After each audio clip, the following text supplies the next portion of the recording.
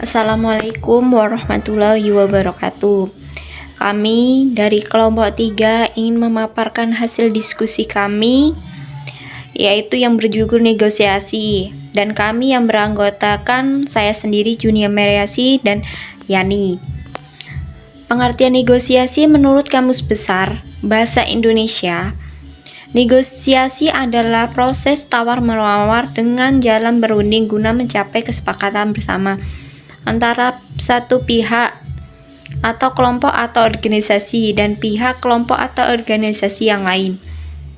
Adapun secara etimologis, kata negosiasi berasal dari bahasa Inggris yaitu to negotiating dan to be negotiating, yang artinya membicarakan perundingan atau menawarkan. Negosiasi merupakan bentuk interaksi sosial yang bertujuan untuk mencapai kesepakatan bersama sehingga kedua pihak saling bersepakat dan diuntungkan. Pengertian negosiasi menurut para ahli. Yang pertama itu menurut Hartman, negosiasi merupakan suatu proses komunikasi yang dimana dua pihak masing-masing dengan suatu tujuan dan sudut pandang mereka sendiri berusaha dan mencapai kesepakatan yang memuaskan kedua belah pihak tersebut mengenai masalah yang sama. Yang kedua menurut Kissinger, negosiasi merupakan sebuah proses untuk dapat menggabungkan posisi konflik ke posisi umum di bawah aturan keputusan bulat. Yang ketiga menurut Oliver, negosiasi merupakan sebuah transaksi di mana kedua belah pihak antara akan mempunyai hak atas hasil akhir. Yang keempat, menurut Casher, negosiasi adalah suatu proses di mana paling sedikit ada dua pihak dengan persepsi, kebutuhan dan motivasi yang berbeda, mencoba untuk bisa bersepakat tentang suatu hal demi kesepakatan bersama.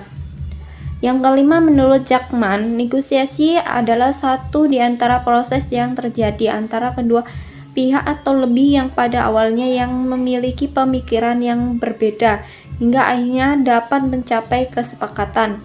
Yang keenam menurut Robbins, negosiasi adalah suatu proses di mana dua pihak atau lebih bertukaran barang dan jasa, mencoba untuk menyepakati tingkat kerja sama untuk mereka.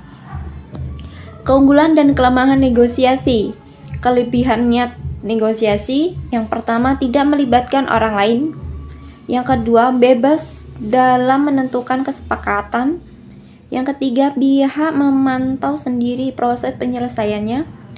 Keempat menghindari perhatian publik. Yang kelima win-win solution.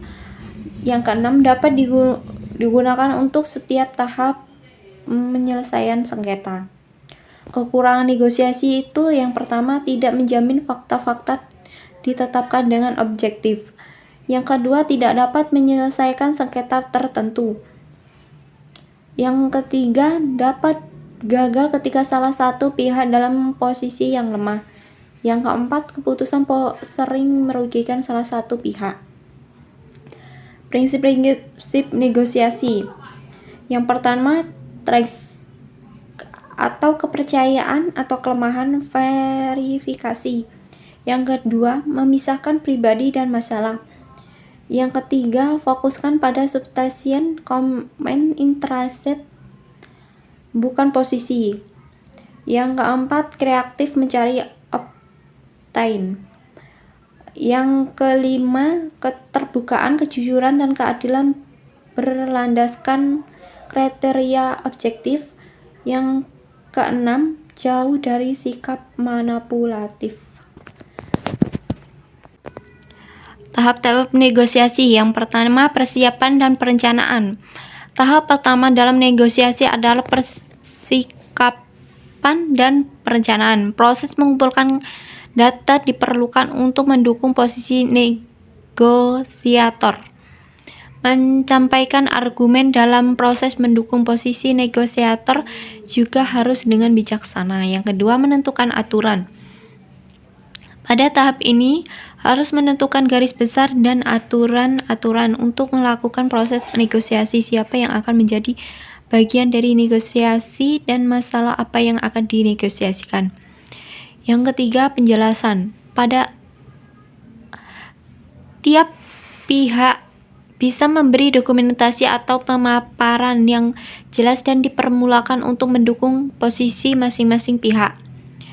Yang keempat, tawar-menawar dan penyelesaian masalah. Tahapan ini bertujuan mencari solusi. Kedua belah pihak diharapkan saling fokus pada masalah dan kepentingan, bukan pada orang atau posisi dalam pencapaian titik temu.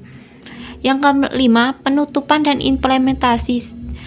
Sedangkan pada tahap ini atau tahap terakhir dari proses negosiasi, segala sesuatu diputuskan secara bersama, tetapi ada beberapa hal yang perlu diperhatikan. Yang pertama itu dokumen yang sudah disepakati.